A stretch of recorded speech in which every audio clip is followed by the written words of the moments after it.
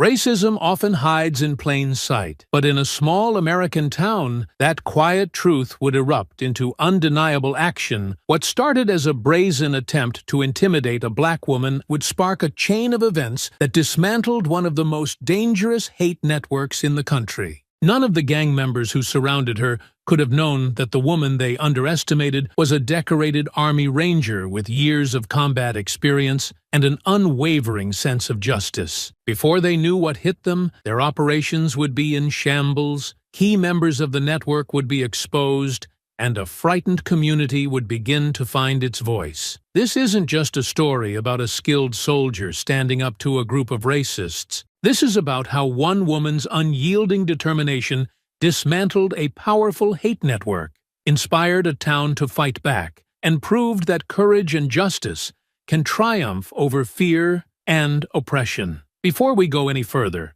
comment where in the world you are watching from, and make sure to subscribe. The smell of lilies filled the air as sunlight streamed through the stained glass windows of St. Emmanuel's Church. Maya Daniels sat in the third pew, her back straight and hands resting on her lap. The soft hum of the choir blended with the murmured prayers of the congregation, creating a sanctuary of peace. It was a rare moment of calm for Maya, a chance to push aside the weight of her past and focus on the present. A faint creak echoed through the space as the church doors swung open. It was nothing unusual.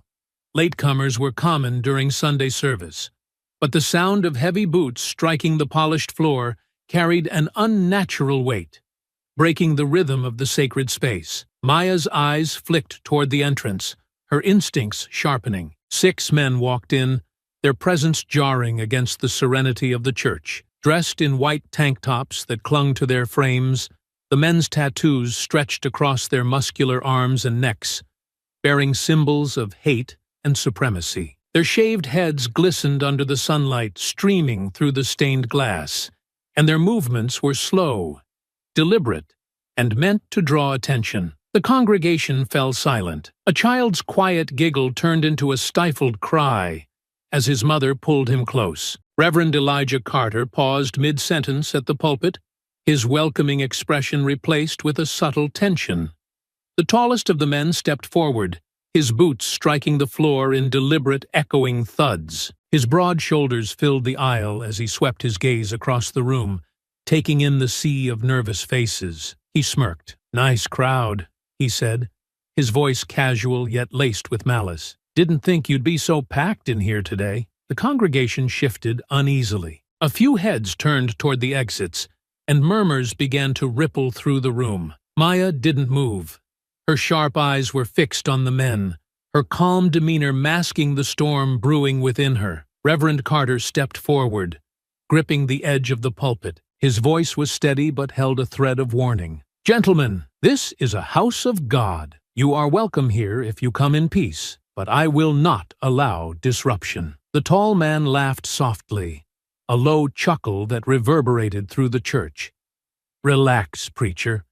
We're not here to cause trouble, just here to look around." He gestured to the others, who spread out slowly, their boots heavy against the wooden floor. One of the men leaned against the back of a pew, his tattooed arms crossed as he stared down at an elderly woman clutching her purse. Another deliberately brushed past a teenage boy, knocking the hymnal out of his hands with a smirk. The boy froze, his knuckles white as he clutched the pew for support. The tension thickened. Maya's jaw tightened, but she remained still, her focus razor-sharp. She scanned the men's movements, her military instincts cataloging their positions, their body language, and the exits. The tall man stepped closer to the pulpit, tilting his head at Reverend Carter. "You've got a nice place here, preacher," he said, his voice low and condescending. "Real shame it's full of the wrong kind of people." Gasps rippled through the congregation, but no one spoke. A young mother clutched her child tightly, whispering hurried prayers under her breath. The tension in the air was almost suffocating. Reverend Carter's gaze hardened. "There is no wrong kind of person in God's house," he said firmly. "This church is open to all." The man's smirk widened. "That's so?" He turned, his gaze landing on Maya. "What about you?" he asked, his voice louder now, drawing the attention of everyone in the room. "You seem real quiet. Got nothing to say?" Maya slowly raised her eyes to meet his. Her face remained calm, unreadable, but there was a quiet steel in her gaze. "Not yet," she said evenly. The man chuckled again, shaking his head as he stepped back into the aisle. "Preacher, I think you've got a smart one here." He motioned for his men to keep moving. "Don't worry, we're not staying long. Just wanted to drop by and let you know. 2 weeks. That's all you've got to clear out. After that, well," he trailed off, shrugging casually. The congregation collectively held its breath. Maya's gaze flicked to the side exits, where a few families had begun quietly slipping out. She remained seated, her hands steady in her lap, waiting, watching. For now, the men seemed content to posture and taunt, but Maya could feel it, the fragile line they were walking. It wouldn't hold for long. The men continued to move through the church, their boots striking the wooden floor in a deliberate rhythm.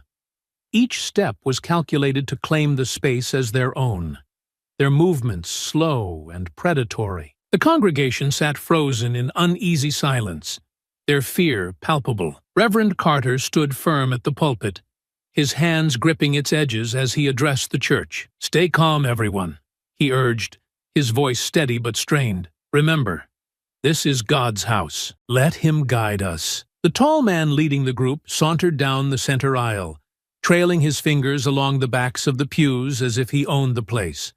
He smirked, glancing at the stained glass windows, the altar, and finally at Reverend Carter. "Nice setup you've got here, preacher," he said, his tone casual but dripping with disdain. "Bet it cost a pretty penny. Tell me, how does a place like this stay afloat? Taxpayer dollars, maybe?" A few nervous murmurs rose from the congregation, but most stayed silent, gripping their seats or whispering quiet prayers. "Stays afloat through faith and hard work," Reverend Carter replied, his voice firm. "We are a community, bound together by love and resilience." The man's smirk widened. "Love and resilience, huh? You hear that, boys?" He gestured to his group, who chuckled and exchanged looks. "You feel the love in here?" One of the men leaned against a pew, picking up a hymnal and flipping through it carelessly before tossing it onto the floor. Another snorted, nudging his companion. "Seems like they're awful quiet for a community," one of them muttered loudly, his tone mocking. The tall man's gaze shifted, landing on Maya. Her unwavering presence in the pews stood out against the fearful congregation. He pointed at her. "You've been awfully quiet," he said, his voice sharp. "Not scared, are you?" Maya's gaze met his, steady and calm. "No," she replied evenly. Her simple answer clearly irritated him, though he hid it behind a chuckle. "You've got guts, I'll give you that. You from around here?" "I've been here long enough," Maya replied, her tone unflinching. Before the leader could respond, a man near the back of the church stood, his voice ringing out. "You don't run this town," the man said, his tone defiant. "This town's done with people like you." The congregation stirred, a few murmurs of agreement rippling through the crowd. The leader's smirk twisted into a scowl. He turned sharply toward the man, his boots echoing against the floor as he approached. "Oh, you've got a mouth on you," he said, his voice dripping with menace. "Think you're brave, standing up like that?" The man's face tightened, but he didn't back down. "I think you don't belong here," he shot back, his words clear and deliberate. The tall man let out a humorless laugh, leaning in just close enough to invade the man's space. "Big words for a nobody in a cheap suit," he sneered, his tone venomous. "Let me tell you something, buddy. People like you talk big until someone shuts you up. You want to find out how that feels?" One of his men barked out a laugh. "Bet he's shaking in his boots now," he jeered, his voice carrying through the tense silence. The room fell into a stifling quiet, all eyes on the two men. Maya's gaze flicked toward the exchange, her body tensing like a coiled spring. She knew what was coming next if the leader wasn't stopped. Reverend Carter stepped in, his voice cutting through the tension. "That's enough," he said firmly, his words directed at the leader. "This is God's house. Intimidation and violence have no place here." The leader turned to face the reverend, his scowl deepening. "You don't get to tell me what I can or can't do, preacher," he spat. "This isn't your town anymore." Maya's jaw tightened as she watched, her mind racing. The tension in the room was on the verge of snapping, and she knew it wouldn't take much to set it off. For now, she stayed still, watching, calculating. The air in the church was thick with tension, each second stretching into an eternity. The tall man's sneer deepened as he stood inches from the defiant man in the back pew. His voice dropped to a dangerous growl. "You think you've got guts, standing up to me?" he said, his lips curling into a mocking grin. "Let me show you what happens to people who don't know their place." Before anyone could react, the leader's hand shot out, grabbing the man by the collar. Gasps rippled through the congregation as the older man struggled, his hands gripping at the leader's arm. "Let him go!" someone shouted from the pews, their voice shaky but desperate. The leader ignored them, yanking the man closer until their faces were only inches apart. "You think you're tough?" he hissed. "You're nothing. You hear me? Nothing." The man glared back, his jaw clenched despite the fear flickering in his eyes. "You don't scare me," he managed through gritted teeth. "Oh, I'm not here to scare you," the leader said with a cold laugh. "I'm here to make sure you understand who's in charge." The congregation was frozen, their fear silencing any attempt to intervene. Even Reverend Carter looked unsure, his hands gripping the pulpit as he tried to gauge whether stepping in would make things worse. But then a voice rang out, cutting through the rise in chaos like a blade. "Enough!" The word echoed through the church, sharp and commanding. All eyes turned toward the source, Maya. She had risen from her seat, her posture tall and imposing, her gaze locked on the leader with unyielding intensity. Her voice was steady, but there was no mistaking the warning in her tone. The leader's grip faltered for a moment as he turned to face her, his expression shifting to one of surprise. It was clear he hadn't expected anyone else to speak up, let alone a black woman standing so resolute in the face of his intimidation. "You've made your point," Maya said, her voice calm but unrelenting. "Let him go and leave." The leader's surprise quickly turned to amusement. He let out a low, mocking laugh, releasing the man's collar with a shove that sent him stumbling back into his pew. "And who the hell do you think you are?" he asked, his tone dripping with derision. Maya didn't flinch. "Someone who doesn't tolerate bullies," she replied evenly. The leader took a step toward her, his smirk returning. "You've got a big mouth for someone who's way out of her league," he said, his voice laced with malice. "Try me," Maya said, her tone cutting and deliberate. The tension in the room was electric now, the congregation holding their breath as the two locked eyes. For the first time, the leader seemed to hesitate, unsure of what he was dealing with. One of his men muttered, "Boss, maybe we should just—" "Shut up," the leader snapped, cutting him off with a glare. He turned back to Maya, his smirk faltering for just a second. Maya took a slow step forward, her gaze never wavering. "You're done here," she said firmly. "Leave while you still can." The leader's fists clenched at his sides, but he didn't move. Behind him, his men exchanged uneasy glances, clearly unprepared for this level of defiance. Reverend Carter's voice broke the silence. "You've heard her. This is a house of God, and you have no business here." The leader sneered, glancing around the room one last time. "This isn't over," he growled, his words a thinly veiled threat. "You've got 2 weeks to pack up and leave, or we'll make sure you regret it." Without another word, he motioned to his men. Reluctantly, they followed, their heavy boots echoing as they made their way out. The doors slammed shut behind them, leaving the church in a stunned silence. Maya exhaled slowly, her fists unclenching as she turned to face the congregation. "Is everyone okay?" she asked, her voice steady despite the tension still crackling in the air. Reverend Carter nodded, though his expression remained grim. "For now," he said quietly, "but I fear they'll be back." Maya's jaw tightened. "Let them try," she said. The silence in the church was suffocating. The congregation sat frozen, their faces pale with fear and disbelief. The echoes of the gang's boots still lingered in the air. a cruel reminder of what had just unfolded. Reverend Carter stepped away from the pulpit, his hands clasped tightly in front of him. "Everyone," he said softly, his deep voice carrying a gentle authority, "it's over for now. Please, take a moment to breathe." A young mother near the back of the room clutched her son tightly, her lips moving in whispered prayers. "Over," she said, her voice trembling. "That man said they'll come back. What do we do then?" Murmurs of agreement rippled through the pews. An elderly woman shook her head, her hands trembling as she clutched her rosary. "They're going to hurt us," she said, her voice cracking.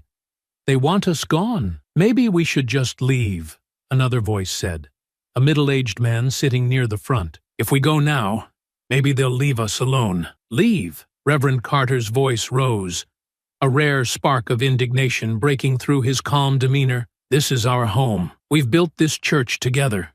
Brick by brick, we can't let fear drive us away." The man's shoulders slumped, but he didn't argue. Around him, others exchanged uncertain glances, their fear outweighing their resolve. Maya stood near the center aisle, her sharp gaze sweeping over the room. She saw the fear in their eyes, the way they avoided looking directly at her, as though they didn't know what to make of her defiance. "They're cowards," Maya said, her voice cutting through the murmurs. "Every single one of them. They only have power if you give it to them." Heads turned toward her, some hopeful, others skeptical. The young mother clutched her son tighter. "You saw what they did," she said, her voice shaking. "They grabbed Mr. Jenkins like he was nothing. They're not just cowards. They're dangerous." "They are dangerous," Maya agreed, her tone steady. "But that doesn't mean they're unstoppable. They rely on fear to control you. If you let them scare you into running, they've already won." An older man near the back frowned. "Easy for you to say," he muttered. "You're not the one they're coming after next." Maya turned to face him fully, her eyes narrowing slightly. "They're coming after all of us," she said firmly. "Today, it was the church. Tomorrow it could be your house, your business, your family. They won't stop until we stand up to them." The room fell silent again, her words hanging heavily in the air. Reverend Carter cleared his throat, stepping closer to Maya. "Maya is right," he said, though his voice carried a note of uncertainty. "We cannot let them bully us into leaving, but we also must be careful. These men are violent. We need to protect ourselves and each other." A younger man near the middle of the room raised his hand slightly, his expression hesitant. "What about the police?" he asked. "We should report this." "The police?" someone else scoffed. "You think they'll do anything?" Half of them probably agree with those men. The room erupted into murmured arguments, fear and frustration bubbling to the surface. Maya raised her hand, silencing the room with a sharp motion. "We report it," she said. "Even if the police don't act, it creates a record. It shows we're not going to stay silent." Reverend Carter nodded. "She's right. I'll make the call myself." "Calling them won't stop those men from coming back," the elderly woman said, her voice breaking. "What if they bring more next time? What if they—" "They won't bring more," Maya interrupted, her voice cold and certain. "Bullies don't escalate unless they think they're still in control. The only way they come back stronger is if they believe you'll roll over." The congregation exchanged uneasy glances. The fear was still there, heavy and unshakable, but Maya's words stirred something, an ember of defiance that hadn't been there moments ago. Reverend Carter placed a hand on her shoulder. "You've already done more for us than we could have asked," he said quietly. "But this isn't your fight alone. It's everyone's fight," Maya replied, her gaze sweeping the room. "And I'll see it through to the end. But I need all of you to stop thinking about what might happen if you stand up and start thinking about what will happen if you don't." The room was silent again, but the fear wasn't as stifling. The congregation was still shaken, still unsure. But Maya had planted a seed. "Go home for now," Reverend Carter said after a long pause. "We'll come together again soon, and we'll decide how to move forward." One by one, the congregation began to leave, their movements slow and reluctant. Maya stayed behind, standing by the pulpit as she watched them go. Reverend Carter turned to her, his expression heavy with gratitude and concern. "I don't know how we'll face this," he admitted, "but I'm glad you were here today." Maya nodded, her jaw tight. "So am I," she said, but her mind was already racing, calculating the next steps. This wasn't over, not by a long shot. The sun was dipping low, casting long shadows across the nearly empty parking lot of St. Emmanuel's Church. Maya Daniels walked briskly toward her car, her senses sharp despite the stillness. The faint rustle of leaves and chirp of crickets filled the air. But her instincts told her she wasn't alone. The crunch of boots on asphalt broke the quiet, sending a ripple of tension down her spine. Slowly, she turned, her sharp eyes locking onto 6 familiar figures stepping out from the shadows. It was them. The leader of the gang stood at the front, his broad shoulders illuminated by the flickering glow of a nearby streetlight. His white tank top clung to his frame, his arms inked with menacing symbols. Behind him, his men fanned out, forming a loose semicircle as they approached. "Well, well," the leader said, his voice dripping with mockery. "If it isn't little Miss Mouthy, thought you could just walk out of here like nothing happened?" Maya turned fully, keeping her back to her car. Her expression remained calm, her voice measured. "You don't seem to know when to quit," she replied. The leader's smirk widened, his teeth yellowed under the dim light. "Quit? We're just getting started." His boots scraped against the asphalt as he took a deliberate step closer. "You made a fool out of me in there, and I don't let that slide." One of the younger men laughed, his voice sharp and grating. "She's just a girl," he said, leaning against a nearby lamppost. "Probably thinks she's tough, 'cause she can yell loud." Another chimed in, his tone dripping with disdain. "Yeah, what are you gonna do, huh? Call the cops? Pretty sure they won't be rushing out here for someone like you." The group burst into laughter, the sound echoing through the lot. Maya's gaze didn't waver. When the laughter died down, she stepped forward slightly, her posture deliberate and commanding. "A girl, huh?" she said, her voice calm but sharp. "That should scare you even more." The leader's smirk faltered, confusion flashing across his face. "What the hell's that supposed to mean?" Maya took another step forward, closing the gap between them. "It means that as a girl, I did what most of you could only dream of. I made it through Ranger School. I trained with the best.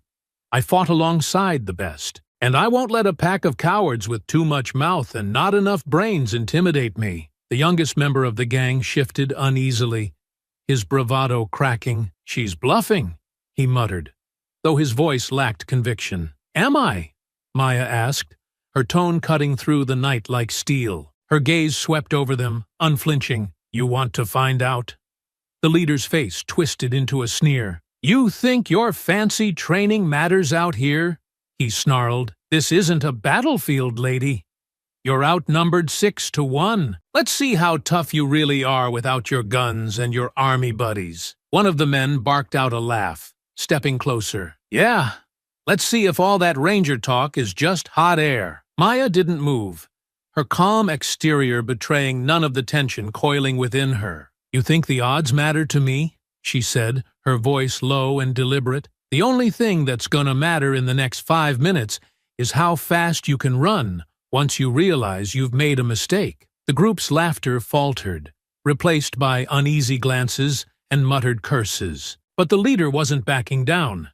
He stepped closer, his fists clenched, his teeth bared in a snarl. "You've got a big mouth," he growled, "and I'm gonna shut it for good." The tension in the air was electric, the fragile thread of control ready to snap. Maya's stance shifted slightly, her body poised like a spring. Her sharp gaze darted between them, calculating angles, distances, and movements. "Come on, then," she said, her voice quiet but razor-sharp. "Let's see what you've got." The leader's lips curled into a snarl as he lunged forward, and the others followed, their heavy boots pounding against the asphalt. Maya sidestepped effortlessly, her movements fluid and precise. She twisted, delivering a sharp elbow strike to his ribs that sent him staggering back with a grunt. "You're faster than you look," the leader spat, clutching his side, his expression twisted with anger and surprise.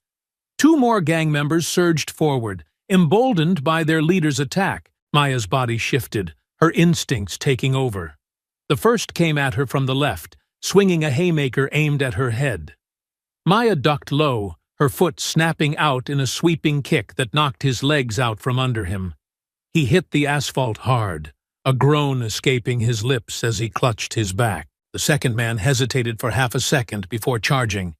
Maya moved like lightning, stepping into his swing and catching his wrist. With a swift twist, she disarmed him, his fist opening reflexively. A sharp knee to his stomach doubled him over, and Maya followed it with an upward strike to his jaw, sending him sprawling. The remaining four men froze, their earlier bravado replaced with uncertainty. The youngest member stepped back, his eyes darting between Maya and the two groaning men on the ground. "What the hell?" he muttered, panic creeping into his voice. The leader snarled, waving the others forward. "Don't just stand there. Get her!" Maya exhaled sharply, her stance shifting as the remaining men circled her.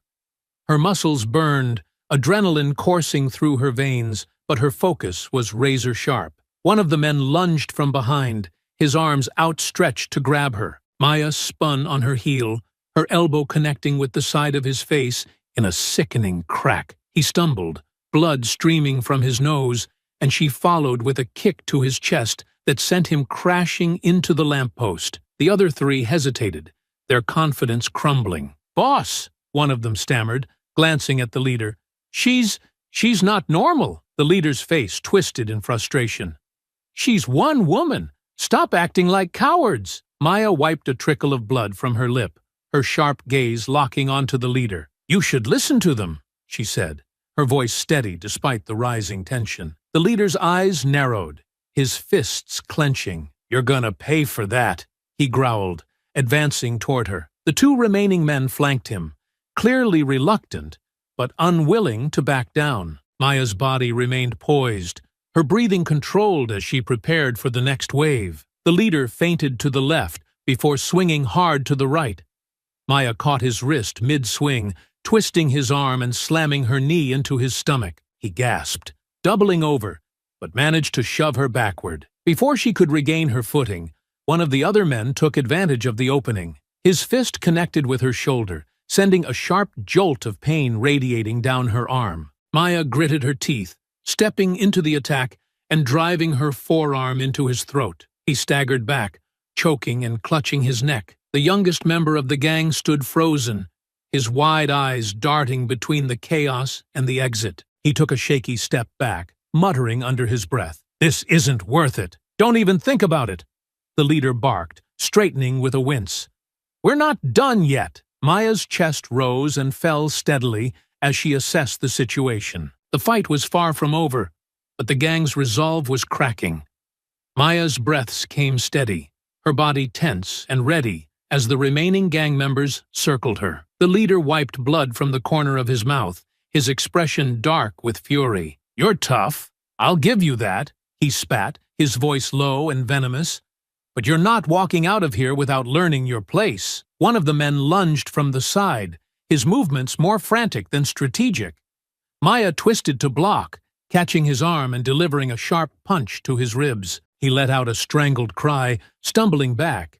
But another gang member was already charging her blind spot. The blow came hard, a fist slamming into her side. Pain exploded through her ribs as she staggered, barely managing to deflect the follow-up strike. The leader took the opportunity to close the distance, his fist connecting with her shoulder. Maya grunted, her footing slipping as the asphalt scraped against her knees. "Not so tough now, are you?" The leader snarled, looming over her. Maya's eyes burned with defiance. She planted her hands on the ground and pushed herself up, ignoring the sharp ache in her ribs. "I've been through worse," she said, her voice steady despite the pain. Her words seemed to enrage him further. He swung again, but this time she was ready. Maya ducked, her fist driving into his stomach with brutal force. The leader stumbled back, his expression twisting in pain and disbelief.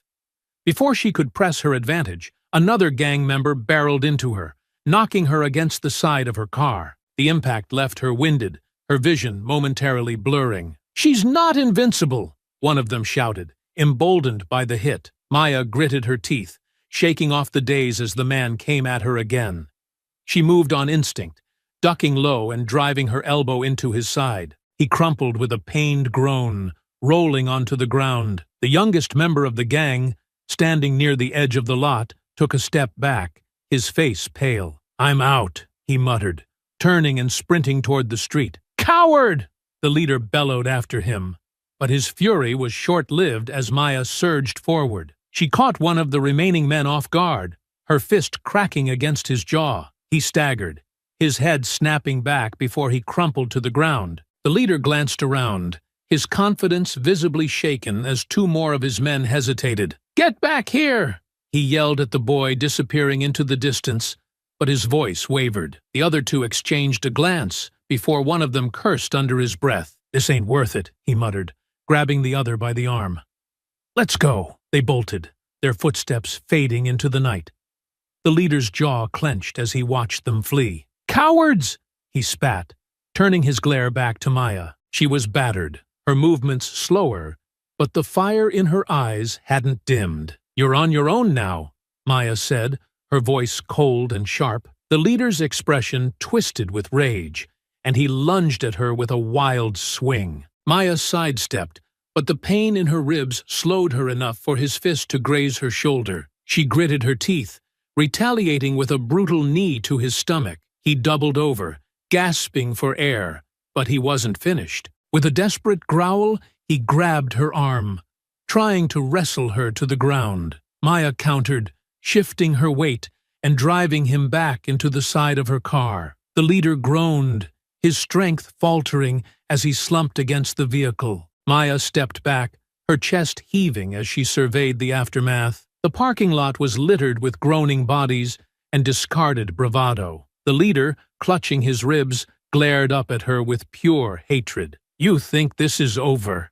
he spat, his voice weak but full of venom. "This isn't over." Maya wiped blood from her lip, her eyes narrowing. "It is for tonight," she said, her tone low and final. As the leader dragged himself to his feet and stumbled away into the night, Maya leaned against her car, her body aching from the fight. She let out a slow breath, the adrenaline fading and the pain settling in. This wasn't over.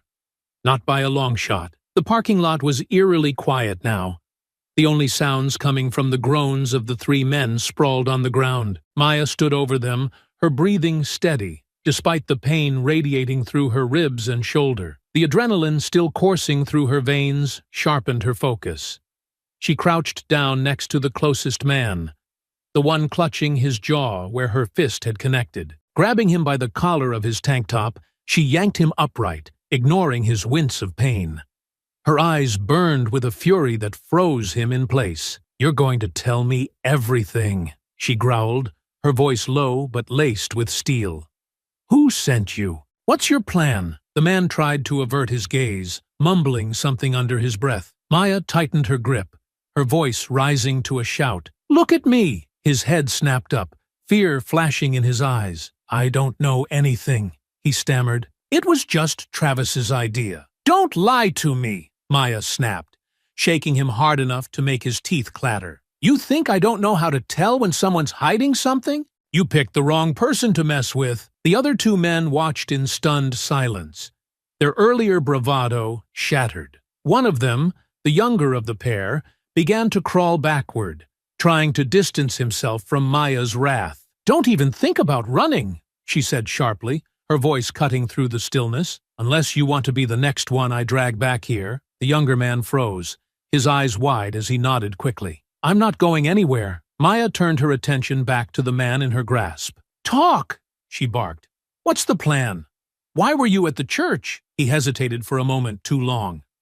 Maya slammed him back against the ground, leaning over him. "You really want to make me ask again?" They just wanted to scare you," he blurted out, his voice shaking. "Travis said if we scared the preacher and his people enough, they'd leave town. That's all I know, I swear." Maya's eyes narrowed. "And how were you planning to scare us? Spray painting insults? Breaking windows? What's next on your list?" The man swallowed hard, his gaze darting to the others. Travis said we'd take it further if they didn't leave. Fires, maybe. Or worse. Worse, Maya hissed, leaning in closer. What does that mean? The man shook his head frantically, his face pale. I don't know. I just know he said we'd make it clear this town isn't for them. Maya let go of him abruptly, letting him slump back to the ground. She turned her attention to the younger man, stalking toward him. He scrambled to sit upright, holding his hands out defensively. Names, she demanded. Who's in your group? How many of you are there? I don't know all of them, he stammered. But there's like 20, maybe more. Travis knows them all. He's got connections to other groups too. Other towns. They all work together sometimes. Maya's jaw tightened, her mind racing. Other towns? She repeated, her voice dangerously quiet. Yeah, the man said, nodding quickly. Travis talks about it all the time. Says we're part of something bigger. Some network or something. They share money, resources, plans. He said we could clear out anyone we didn't want and make places like this ours again. Maya's fists clenched at her sides. Her mind flashed back to the terrified faces of the congregation, the cries of children as the gang stormed into the church. This wasn't just a local problem. It was systemic, calculated, and far-reaching. She crouched down in front of him, her face inches from his. "Where's Travis going?" she asked, her voice low and dangerous. "I don't know," he said quickly, his hands trembling. "He doesn't tell us where he goes, but he talks about safe houses, places he can lay low if things go bad." "Where?" "Out of town. I think there's one in Hillsboro, another one in the woods outside Springfield. That's all I know, I swear." Maya studied him for a long moment, her piercing gaze holding him in place. Finally she stood, her chest heaving as she processed what she'd learned. "You've got two options," she said coldly, her voice carrying over the quiet parking lot. "You can take this information to the cops and turn yourselves in, or I'll find you again. And I promise, it won't be this easy next time." The men nodded frantically, their fear evident. "Now get out of my sight," Maya snapped, stepping back. The three scrambled to their feet, limping and staggering as they fled into the night. Maya stood alone in the parking lot, her fists clenched as she stared after them. This was bigger than she'd thought.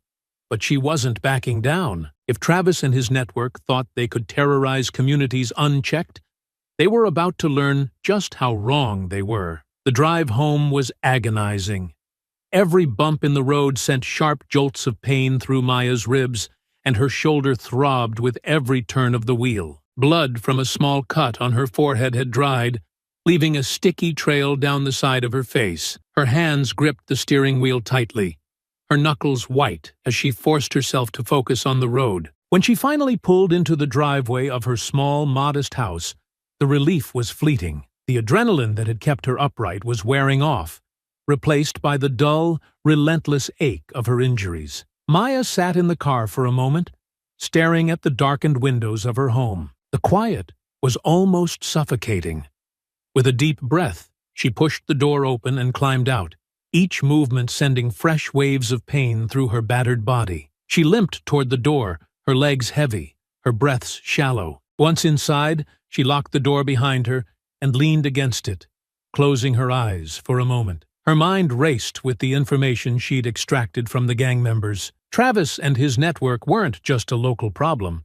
They were part of something much larger, something organized and dangerous. The thought was both infuriating and sobering. Maya straightened, wincing as she moved toward the kitchen. She grabbed her phone from the counter, scrolling through her contacts until she found Reverend Carter's name. Her finger hesitated for a moment before pressing the call button. The phone rang twice before the Reverend's calm, familiar voice answered. "Maya? Is everything all right?" She let out a dry laugh, her voice tinged with exhaustion. Define all right. There was a pause, the weight of his concern palpable even through the phone. "What happened? They found me in the parking lot," she said bluntly, leaning against the counter as she spoke. "Tried to scare me into silence." "Good Lord," Reverend Carter murmured, his voice heavy with worry. "Are you hurt?" "I'll live," Maya said, brushing off the question, but they didn't walk away unscathed. I got some answers out of them. The Reverend's voice hardened slightly. What did you learn? Travis isn't just some punk trying to stir up trouble, Maya said, her tone sharp. He's part of a network, multiple towns, safe houses, resources. They're organized, and they're not going to stop until they push us out of here, or worse. There was a long silence on the other end of the line. When the Reverend finally spoke, his voice was low and steady. This is worse than I thought. Yeah, Maya said, her jaw tightening. And it's not just us. If we don't stop them, they'll keep doing this in other towns, other churches, other communities. What do you plan to do? He asked quietly. Maya exhaled, running a hand through her hair. I don't know yet, but I'm not letting this slide. Travis and his group need to be shut down. For good. That's a dangerous path, the Reverend warned. You've already risked so much. I don't care, Maya said, her voice firm. Someone has to stand up to them. And if it's not me, then who? There was another pause, followed by a soft sigh. You're a strong woman, Maya, but you don't have to carry this burden alone. Let me help. Maya shook her head, even though he couldn't see her. I appreciate that. But this isn't something the congregation needs to take on.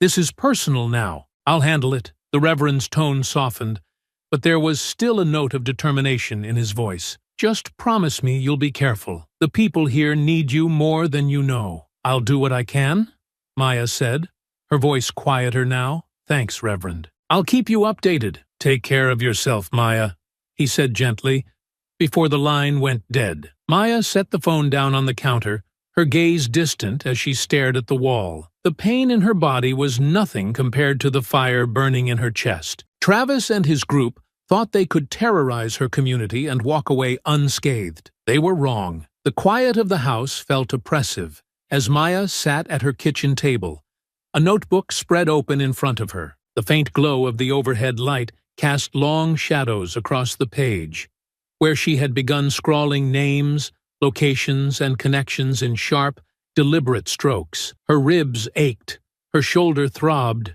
and exhaustion tugged at the edges of her mind. But she refused to stop. This wasn't just about her anymore. It wasn't even just about her town. This was about the countless communities Travis and his network had terrorized, and the ones they would target next if she didn't act. Her phone buzzed softly, breaking the silence. Maya glanced at the screen. A message from an old contact lit up. The name, a familiar one from her army days. Let me know what you need. Always got your back. Maya exhaled slowly, her grip tightening on the pen. The idea had been brewing since she left the parking lot, and now it was solidifying into a plan. She couldn't do this alone. Travis's network was too vast, too organized, and too dangerous. She needed help.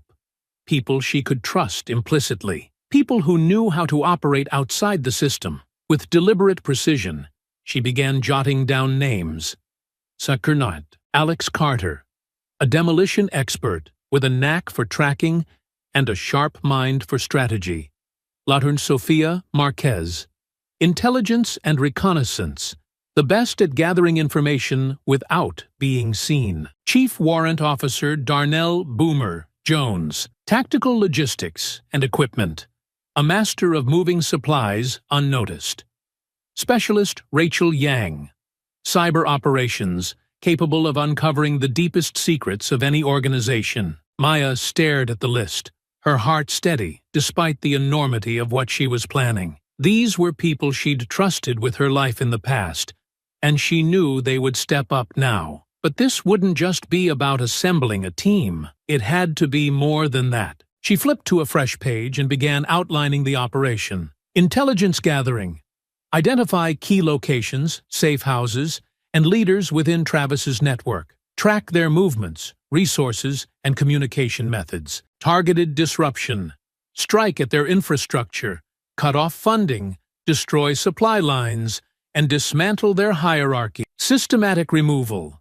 Take down the leaders one by one, ensuring no one steps in to replace them. Secrecy and precision. Operate entirely off the grid. No police, no public attention. This had to be clean and efficient, leaving the network in shambles without a trail back to them. Maya leaned back, staring at the detailed plan in front of her. Her jaw tightened as she considered the risks. They would be operating without the safety net of the law, and any misstep could cost them everything. But after what she'd seen, she knew she couldn't rely on the police. They were either complicit or indifferent, and neither was acceptable. She picked up her phone again, scrolling through her contacts until she found the first name on her list, Alex. Her fingers hovered over the call button for a moment before she pressed it. The line rang twice before his familiar gruff voice answered. "Maya." "It's been a while." "It has," she said, her voice steady. "I wouldn't be calling if it wasn't important." There was a pause on the other end, followed by a soft chuckle. "You've got my attention. What's going on?" Maya didn't waste time. She outlined the situation in blunt terms. Travis, his gang, the network, and their coordinated efforts to terrorize communities. By the time she finished, Alex's tone had shifted to something colder, more serious. "Sounds like you've got a hell of a fight on your hands," he said. "We do," Maya corrected. "I'm putting together a team. Off the books. No police, no bureaucracy. Just us." Another pause. Then, "You know I'm in. Who else are you bringing?" Maya rattled off the names. Each one met with a grunt of approval. "Sounds like old times," Alex said finally, his voice lighter. "Except this time, we're not waiting for orders." "Exactly," Maya said. They finalized the details of their first meeting. Neutral ground, secure communication channels, and a plan to coordinate without drawing attention. As Maya hung up, a faint sense of relief settled over her. She wasn't alone in this. With the right people, the right strategy, and the right execution, they could do more than just stop Travis. They could destroy his entire operation, root and stem. Her resolve hardened as she glanced at the notebook again. This wasn't just a fight. It was a mission, and failure wasn't an option. The meeting place was deliberately unremarkable. A small, out-of-the-way cabin tucked into the woods, far from prying eyes. The gravel driveway crunched beneath Maya's boots as she approached the front door, her ribs still aching with each step. A faint light spilled through the drawn curtains, and she could hear the low murmur of voices inside. Maya pushed the door open and stepped in. The room fell silent as four familiar faces turned toward her. Sergeant Alex Carter stood by the window, his tall, broad frame backlit by the glow of the lamp. His sharp eyes immediately scanned her, lingering on the bruises and cuts that marred her face. "You look like hell," he said, his tone neutral but laced with concern. "Nice to see you too, Alex," Maya replied dryly, shutting the door behind her. Sitting at the table was Sofia Marquez, her short, jet-black hair as sharp as her gaze.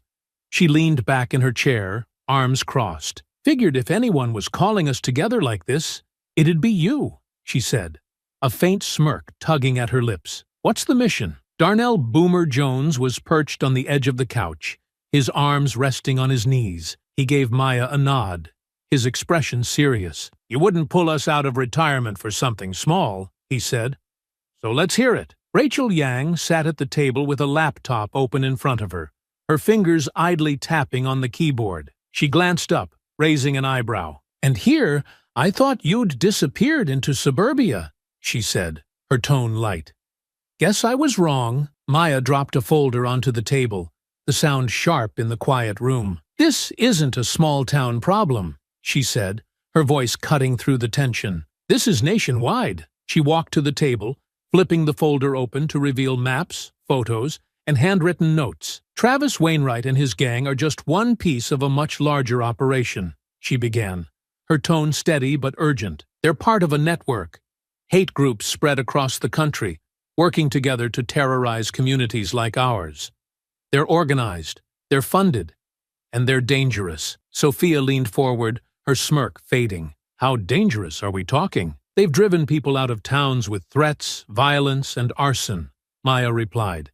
"They're targeting black communities, immigrant families, anyone they see as other. And they're not stopping." Boomer exhaled sharply, his jaw tightening. "How big is this network?" "I'm still piecing that together," Maya admitted.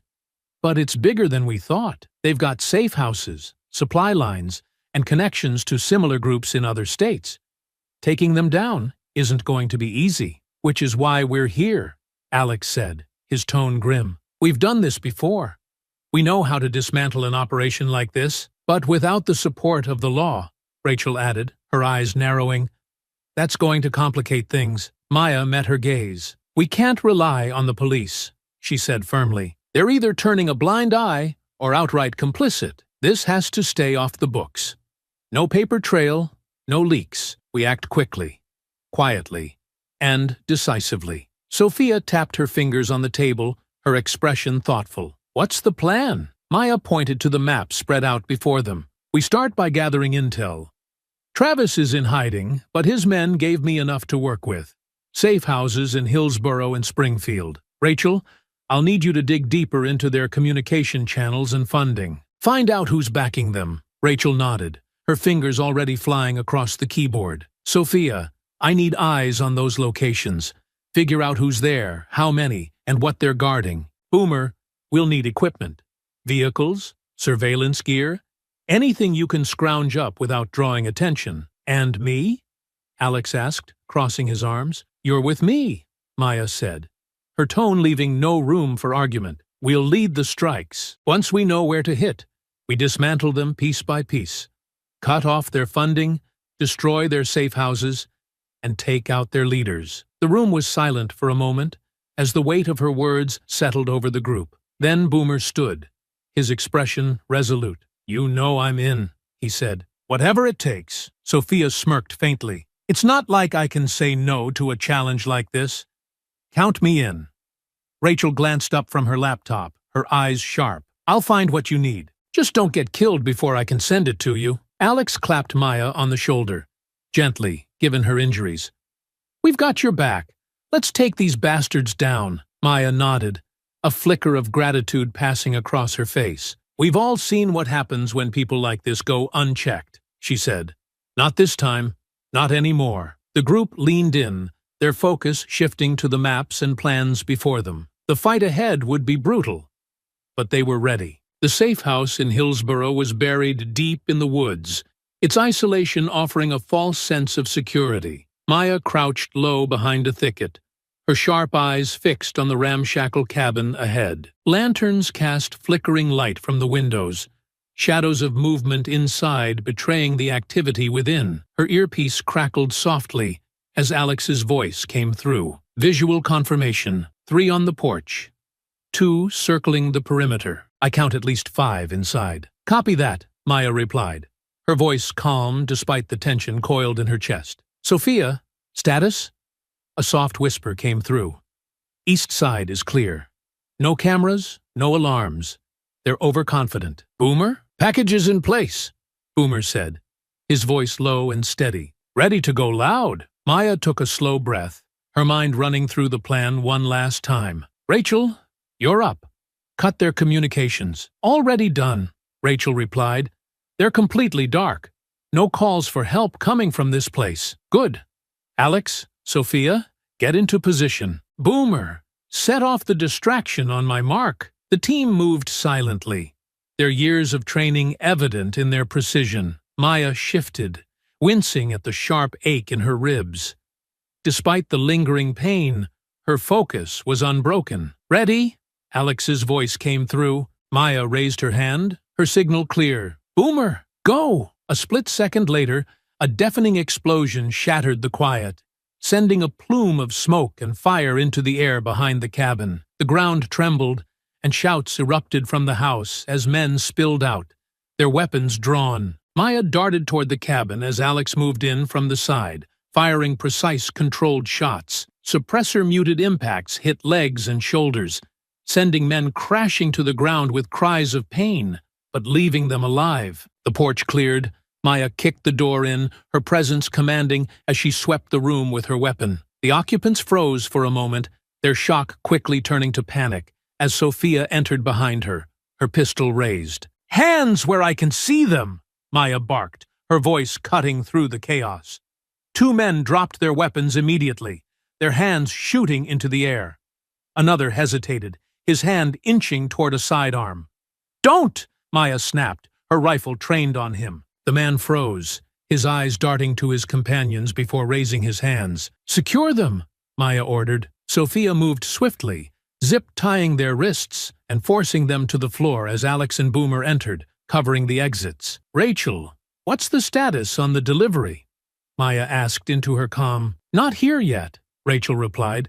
"You've got maybe 20 minutes before the next wave arrives." Maya scanned the room, her sharp eyes landing on a man sitting at a table, his face pale. He was clearly in charge. His panicked gaze darted between Maya and the scattered documents on the table. She strode toward him, grabbing him by the collar and pulling him to his feet. "Where's Travis?" she demanded. I don't know," the man stammered, his voice shaking. Maya slammed him back into the chair, her voice rising. "Don't lie to me. He left here for a reason. Where is he heading?" The man swallowed hard, sweat beading on his forehead. "Springfield," he choked out. "He's meeting some people there. Higher-ups. That's all I know." "Who's funding you?" Maya pressed, leaning closer. "I don't know names," he said quickly. "They're rich guys, out of state. They send money through shell companies. Travis handles all of that." Maya's jaw tightened as she processed the information. She turned to Alex. "Search the place. Get anything that looks useful. Documents, hard drives, whatever you can find." Sophia's voice crackled through the comms. "Perimeter's clear.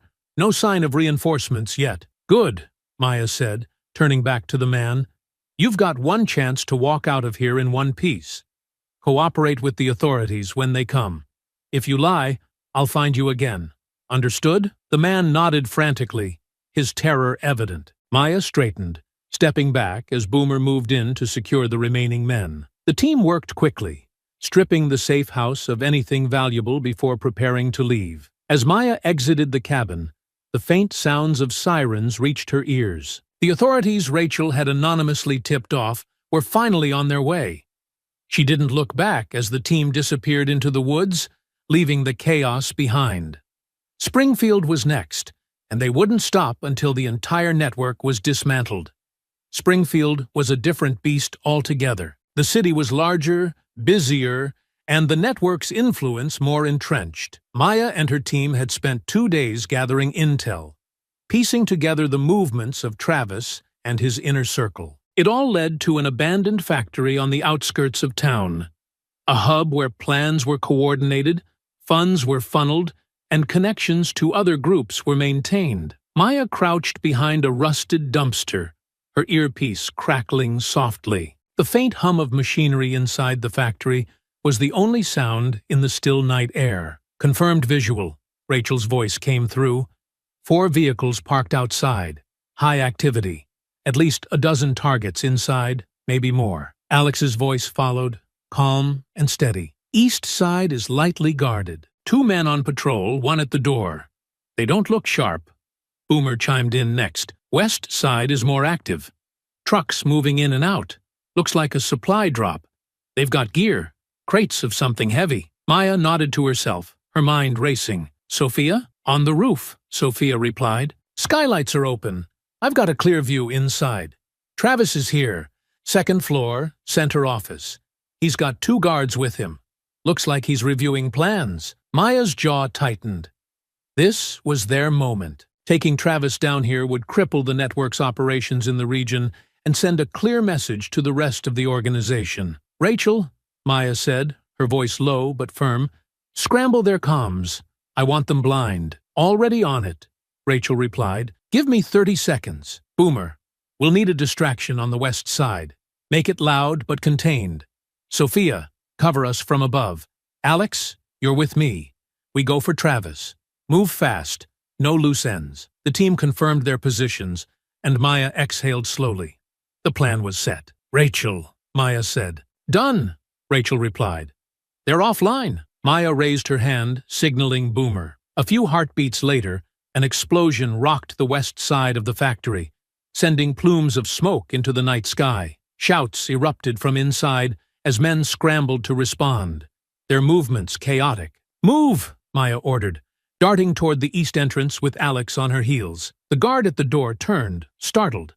But Maya was already on him, A swift strike to his wrist sent his weapon clattering to the ground, and a quick elbow to his temple left him slumped against the wall. Inside, the factory was a maze of machinery and dim lighting. Men shouted orders, their footsteps pounding on the metal walkways as they rushed toward the west side. Maya and Alex moved quickly and quietly, taking out 2 more guards with precise, non-lethal strikes before ascending the stairs to the 2nd floor. "Sophia," Maya said into her comm, her voice barely a whisper. "Status?" "Clear," Sophia replied. "Travis is still in the office. He's armed but distracted.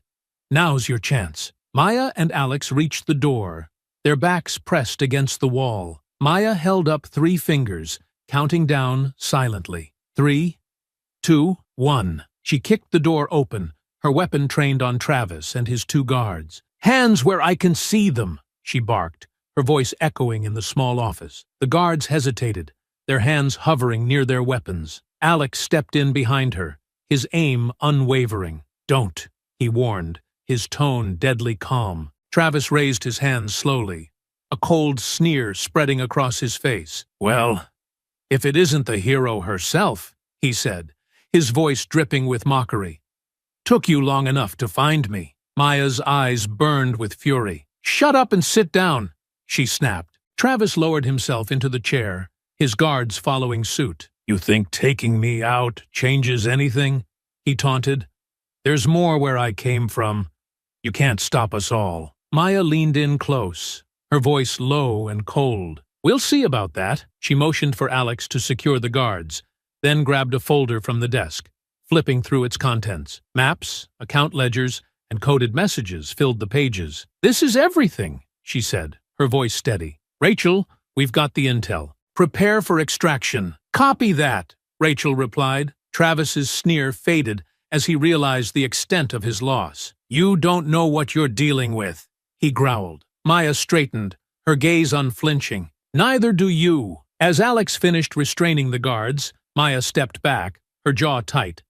The network wasn't dead yet, but tonight they had dealt a devastating blow. The factory office was dimly lit, a single flickering bulb casting long shadows across the cluttered room. Maya's weapon remained trained on Travis, as Alex swiftly disarmed and zip-tied the 2 guards. The men sat slumped in their chairs, their expressions a mix of fury and fear.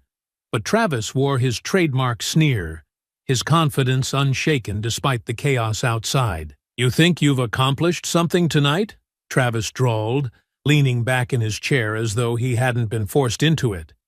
"You're playing a game you can't win." Maya took a step closer, her expression cold. "I'm not playing. Where's the rest of your network operating from?" Travis let out a dry laugh. "Do you really think I'm going to tell you? You might have gotten this far, but you've only scratched the surface. For every hub you take down, there's another waiting to rise." "Not if we take you all out at once," Alex said, his voice steady as he finished restraining the guards.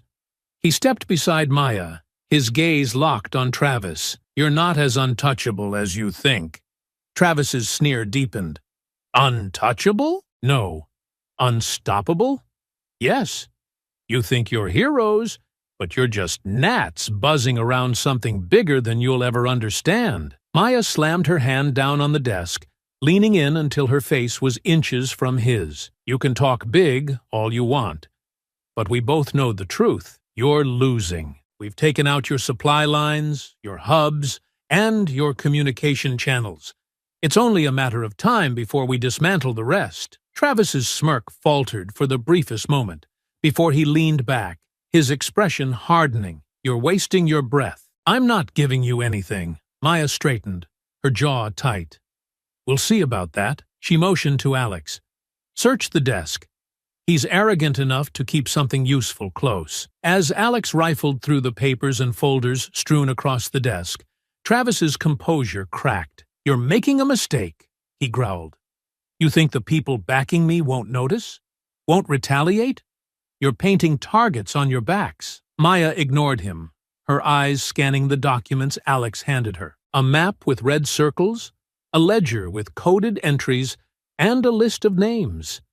These were the breadcrumbs they needed. She placed the map on the desk, pointing to one of the circled locations. "What's here?" Travis's jaw tightened, his silence defiant. Maya leaned over him, her voice icy. "You can either cooperate, or we leave you tied up for the cops with just enough evidence to make sure you're their top priority. Trust me, your friends won't be coming to bail you out." Travis's eyes darted to the map, then back to her. "You really think the police will do anything? They've ignored us for years." "They won't ignore this," Alex said, holding up a hard drive he'd pulled from the desk. "Whatever's on here is going to bury you and your entire operation." Travis's face darkened. "You think you've won, but you don't even know who you're dealing with. You're in over your heads." Maya's lips curled into a cold smile. "We'll take our chances. But you're done." She turned to Alex. "Tie him up. Make it clear he's a gift for the authorities." Alex stepped forward, pulling Travis from his chair and securing his wrists behind his back. "This won't end the way you think," Travis spat, struggling against the restraints. "No, it'll end worse for you," Alex said, his tone calm. Maya reached for her calm. "Rachel, alert the local police. Leave the tip anonymous. Let them think this was their lucky night." "On it," Rachel replied. As Alex finished tying Travis to the chair, Maya leaned in one last time, her gaze cold and unyielding. "You've terrorized enough people. Tonight, it stops." Travis glared at her, his defiance flickering but not extinguished. "This won't stop anything. You'll see." Maya didn't respond. She turned and motioned for Alex to follow her. The team regrouped outside the factory, the faint sound of approaching sirens cutting through the night. As they disappeared into the shadows, Maya's voice came through the comms. "Boomer, light the secondary charges. Let's make sure they have enough to keep them busy." A distant rumble of controlled explosions followed moments later, ensuring the evidence left behind would tell a damning story. As the team faded into the night, Maya's resolve hardened. Travis might think his network was untouchable, but she knew better. The fight wasn't over. Not yet. The safe house was dimly lit, a quiet reprieve after the chaos of the factory raid. Maya sat at the head of a scratched wooden table, the air thick with the smell of stale coffee and adrenaline. Around her, the team worked in focused silence. Alex meticulously cataloged the files they had recovered. Sophia cleaned and reassembled her gear. Boomer tinkered with a small drone, and Rachel typed furiously on her laptop. "All right," Maya said, breaking the silence. "Let's take stock. Alex, what did we pull from the factory?" Alex leaned back, holding up a manila folder. Ledgers, shipping manifests, and a lot of coded messages. "It looks like this hub was supplying at least 6 other locations. 2 of them are marked as priority shipments. Weapons, cash, propaganda materials. They're moving fast." "And Travis's map?" Maya asked, her tone sharp. Sophia slid the map across the table, its edges frayed. 6 more hubs spread across 3 states, 2 marked in red.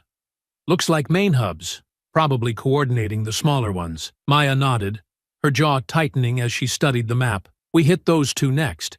If we take out their central coordination points, the smaller hubs will crumble." Rachel looked up from her laptop, her brow furrowed. "One problem.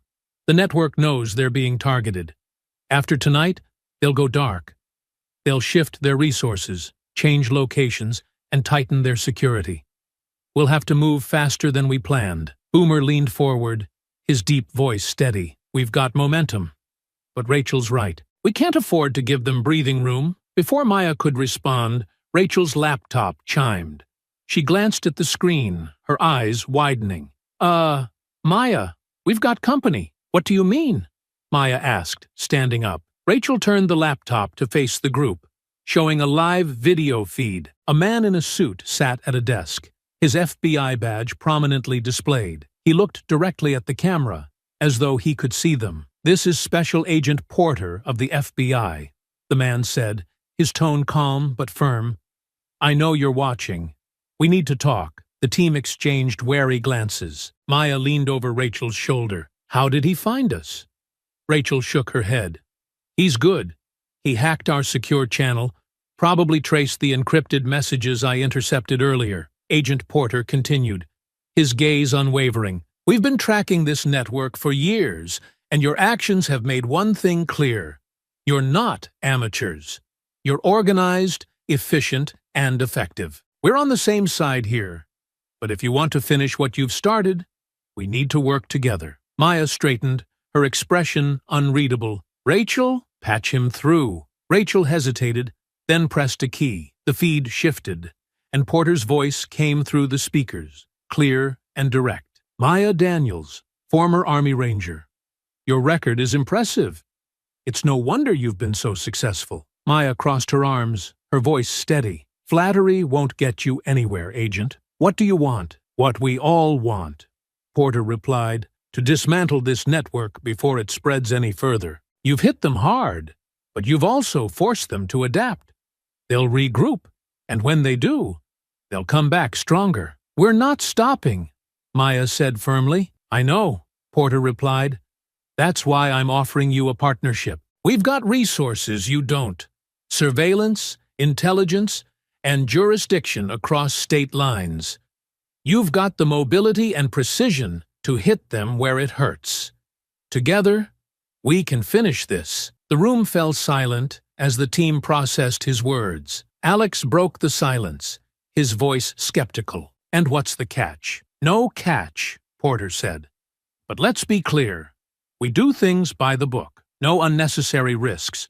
No rogue actions. You share intel. We coordinate strikes. Maya's eyes narrowed. And if we don't, then you'll keep playing whack-a-mole while the network rebuilds, Porter said bluntly. You're good, but you can't do this alone. Maya studied the screen for a long moment before speaking. You're asking us to trust you. After everything we've seen, law enforcement turning a blind eye, local cops looking the other way. Why should we? Because we're not them, Porter said, his voice steady. We've been fighting this battle for years. We've made progress. But we need people like you to finish the job. Maya glanced at her team, each of them nodding subtly. Finally, she turned back to the screen. Fine. We'll work with you. For now. But if this goes sideways, we're out. Understood, Porter said, a faint smile crossing his face. Welcome to the team. As the call ended, Maya turned back to her team. This changes things. We move faster, hit harder, and leave no room for error. Rachel, get us everything the FBI sends over. Alex, Sophia, start planning the next strike. Boomer leaned back, a faint smirk on his face. Looks like things just got interesting. Maya's gaze hardened as she stared at the map. They're running out of places to hide. Let's finish this. The safe house hummed with quiet intensity. Maya sat at the head of the table, her sharp eyes scanning the map pinned to the wall. Red circles marked the hubs they had already taken down, while blue pins represented the network's remaining strongholds. The fight wasn't over. Not yet. Rachel sat nearby, her fingers dancing across her laptop's keyboard. With Travis out of the picture, we've caused some serious disruption. But the real leader of this operation is stepping in to stabilize things. She turned the laptop screen toward the team, revealing the face of a wiry, sharp-featured man with cold, calculating eyes. This, Rachel said, is Victor Carver. He's not just Travis's superior. He's the architect of this entire network. Every operation, every dollar funneled through this system, every cell, they all answer to him. Boomer leaned back in his chair, letting out a low whistle. So, the real boss finally steps out of the shadows.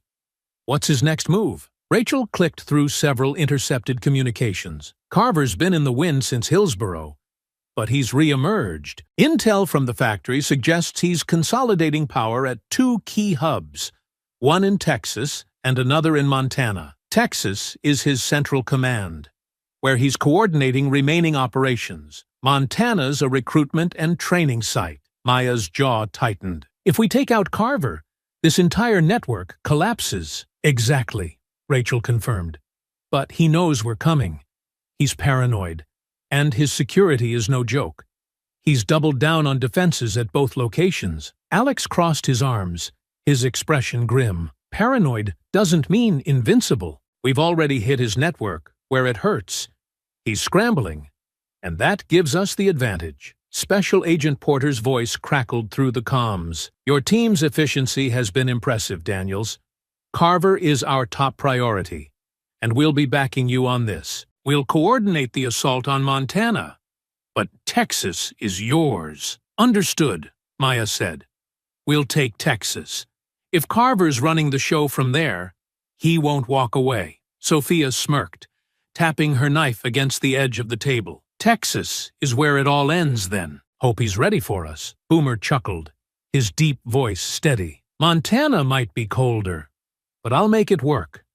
Carver's fortress won't stand long once we get there. Maya leaned over the map, her voice sharp and commanding. We split up. Alex, Sophia, and I will lead the charge in Texas. Boomer, you and Rachel work with the FBI to hit Montana. We coordinate strikes.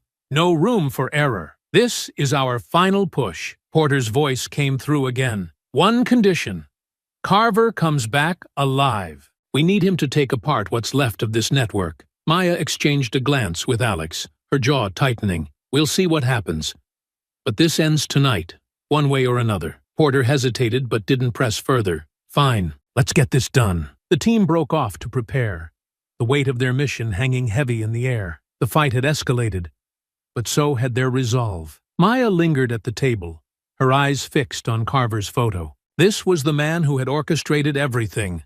The hate, the terror, the violence. He was the true architect of the network that had spread pain across so many communities. Her fists clenched as she turned to her team. Texas is his stronghold, but we're not walking away until it's rubble. Let's finish this. The team nodded in unison, their determination unshaken. This was it, the final fight. The Texas hub loomed ahead, a sprawling compound surrounded by tall chain-link fences topped with barbed wire. Bright floodlights cast harsh shadows across the yard, where armed guards patrolled in tight formations. Unlike the previous raids, this stronghold was fortified to withstand an assault. It was clear Victor Carver wasn't taking any chances. Maya crouched behind a rocky outcrop just outside the perimeter, her team close by. The faint hum of generators and the occasional barked command from inside the compound punctuated the quiet night. Rachel's voice came through the comms, calm and steady. I've mapped out their patrol routes. You've got a 10-second window to breach the fence before the next rotation. West side is the weakest entry point. Boomer, you're on explosives, Maya said, her voice low but commanding. We'll breach and move fast. Alex, you're with me. Sophia, take the high ground and cover us. Understood, Boomer replied, pulling a compact charge from his pack. Sophia adjusted her scope, her voice cutting through the comms. Got eyes on the guards near the entry. 3 on patrol. I can take them down quietly. Do it, Maya ordered. Sophia's suppressed shots were barely audible. But one by one, the guards dropped, their bodies slumping into the shadows. Clear, Sophia said. Boomer planted the charge, signaling the team to fall back. A muffled explosion followed, creating a hole large enough for them to slip through. Move, Maya commanded, darting through the breach with Alex at her side. Inside, the compound was a hive of activity. Trucks were being loaded with crates. Armed guards patrolled the grounds, and bright lights illuminated every corner. It was chaos waiting to happen, and Maya planned to unleash it. Rachel, scramble their communications, she said into her comm. Already done, Rachel replied. They're deaf and blind. You've got a clear path to the main building. Maya and Alex moved quickly, sticking to the shadows as they advanced. Sophia provided overwatch, her voice steady in their ears. 2 guards near the south entrance. Take them out, and you're in. Alex dispatched one guard with a swift strike to the back of the head, while Maya disarmed the other, knocking him unconscious with a precise blow. Inside the main building, the tension escalated. The air smelled of oil and sweat, and the sound of hurried footsteps echoed through the corridors. Carver's in the control room, Rachel said, her fingers flying across her keyboard. 2nd floor, north wing. He's got at least 6 guards with him. Let's go, Maya said, motioning for Alex to follow. The team moved through the building with practiced precision, taking out guards with non-lethal strikes as they closed in on their target. As they reached the control room, Sophia's voice came through. Guards are doubling back. You'll have company in less than 2 minutes. Maya pressed herself against the wall, her hand hovering over the door handle. We don't need 2 minutes. She kicked the door open, her weapon raised. The room was filled with monitors displaying live feeds of the compound, maps pinned to the walls, and stacks of documents on every surface. Victor Carver stood at the center, flanked by his guards, his expression calm despite the chaos. So you're the ones causing all this trouble, Carver said, his voice smooth and cold. I'll admit, you've done more damage than I expected. Hands where I can see them, Maya barked, her voice sharp. Carver raised his hands slowly, a faint smirk on his face. Do you think taking me down will change anything? The network is bigger than me, bigger than all of you. You're fighting a war you can't win. Maya stepped forward, her gaze unyielding. We've already won. Every hub we've taken out, every supply line we've destroyed. It's all collapsing, and you know it. Carver's smirk faltered, but he held his ground. You think this ends with me? There are others, stronger than you can imagine. You'll never stop us all. Maybe not, Alex said, stepping beside Maya. But we'll stop you. Maya motioned to Alex, who swiftly disarmed and restrained Carver's guards. Carver remained still, his icy gaze locked on Maya. You think you're heroes, Carver sneered, but you're just pawns in a game you don't understand. Save it, Maya snapped. She turned to Rachel. We've got him. Get the FBI on site. Let them clean this up. Already done, Rachel replied. ETA 5 minutes. As the team secured the control room, the sounds of approaching sirens filled the air. Maya stood over Carver, her expression unreadable. You built this network, she said quietly. You spread hate and fear to countless communities. Tonight, it ends. Carver's smirk returned, but it didn't reach his eyes. You'll never stop what I've started. Maya's gaze hardened. Watch me. As the FBI arrived and agents stormed the compound, Maya and her team slipped into the shadows, leaving Carver and his crumbling empire in their wake. The fight wasn't over, but they had delivered the decisive blow. The safe house was quiet, the air thick with the weight of the mission's success. Maya sat at the head of the table, her sharp eyes scanning the map pinned to the wall. Red circles marked the hubs they had dismantled, and blue pins indicated remaining smaller cells, stragglers, scattered and disorganized. The bulk of the network had been destroyed, but a few loose ends remained. Rachel's fingers flew across her laptop keyboard as she sifted through the last bits of intel. The FBI is handling the cleanup now, she said, her tone tired but satisfied. There are a few smaller cells still active, but nothing major. They're splintered. No leadership.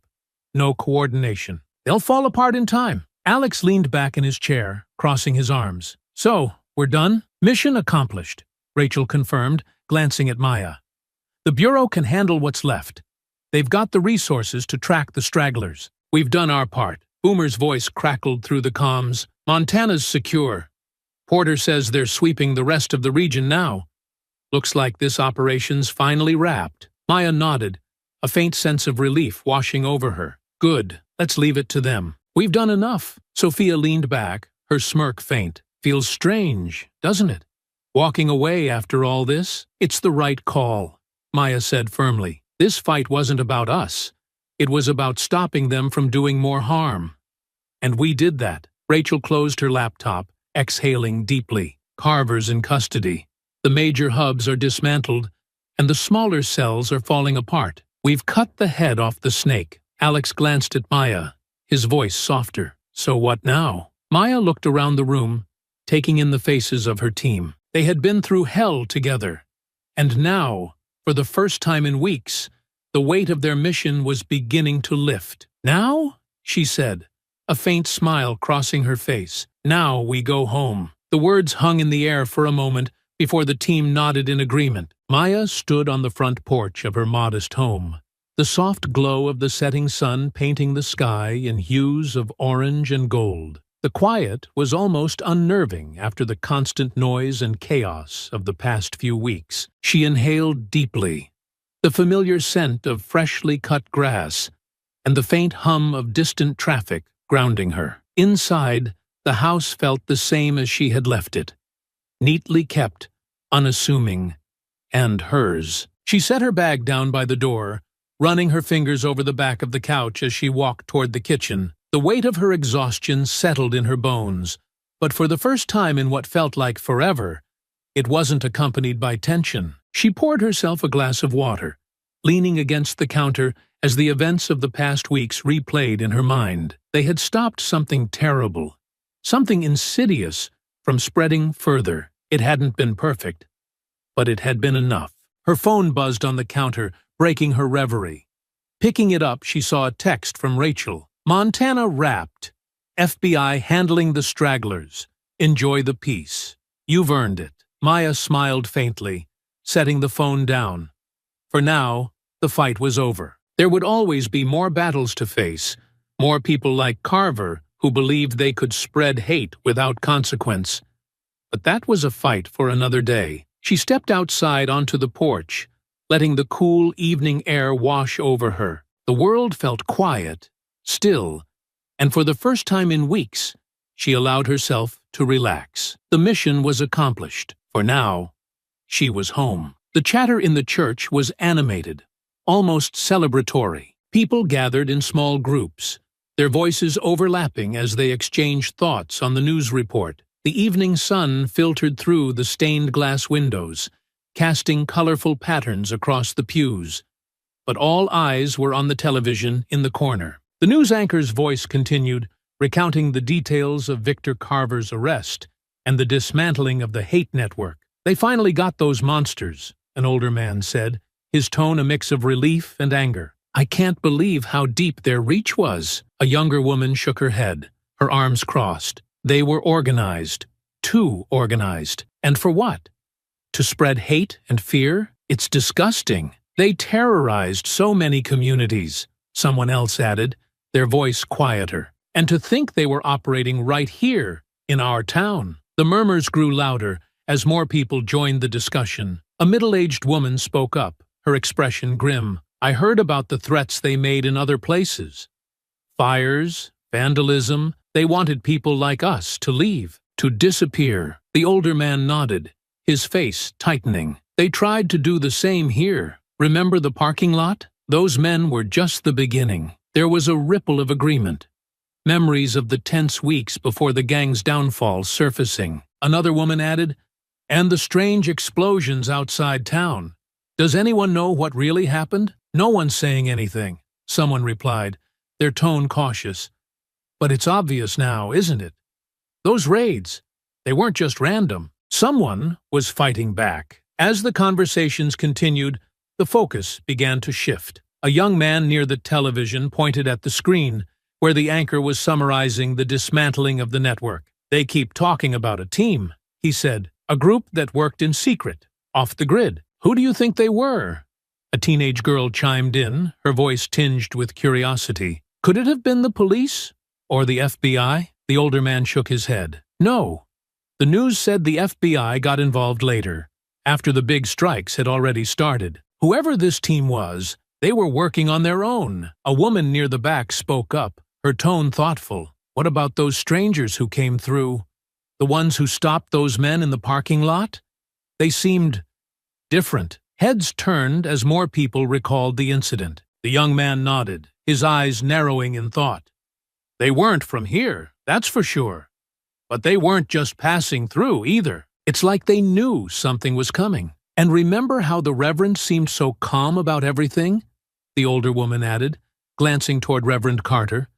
Like he knew we'd be okay. Reverend Carter, standing near the pulpit, listened quietly as the murmurs spread. He remained composed, his hands clasped in front of him, but there was a knowing glint in his eye as he glanced toward the back of the room. Maya shifted slightly in her seat, her face unreadable as the congregation's theories grew. Maybe it was them, the younger woman said, her voice rising slightly. The strangers. They were tough, organized. And now this news, raids across the country, taking down people like those men in the parking lot? It makes sense. It does, someone else agreed.